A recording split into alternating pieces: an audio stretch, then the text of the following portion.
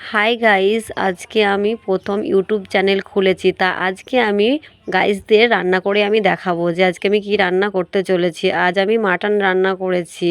তা প্রথমেই আমি কড়াইতে তেল দিয়ে দিয়েছি, তারপর তেজপাতা, তারপর দিয়েছি পেঁয়াজ কুচি করে বাদামি করে ভেজে আমি মাংসগুলোকে একে একে কড়াইতে তেলে দিয়ে দিয়েছি। ওটা কিছুক্ষণ নেড়ে চেড়ে ভাজা হয়ে গেলে আমি দিয়ে দেব মশলাটা। আমার মশলার বাটার মধ্যেও আছে রসুন বাটা, আদা বাটা, জিরে বাটা আর লঙ্কা বাটা, আর আছে লঙ্কার গুঁড়ো। এইটা দিয়ে আমি ভালো করে মশলাটাকে হলুদ লবণ দিয়ে কষে নিয়ে তারপর আমি কষা হয়ে গেলে পরিমাণ মতন জল দিয়ে দেবো। তার সাথে তো টমেটো দিয়েছি। আর কষা হয়ে গেলে যখন তেল ছাড়বে, কষা হয়ে যখন যাবে, তখন আমি জল দিয়ে দেবো। জল কিছুক্ষণ দেওয়ার পর সেটাকে কষতে থাকবো। কষানো হয়ে গেলে তখন আমি জল দিয়ে মাংসটাকে ঢাকিয়ে দেব।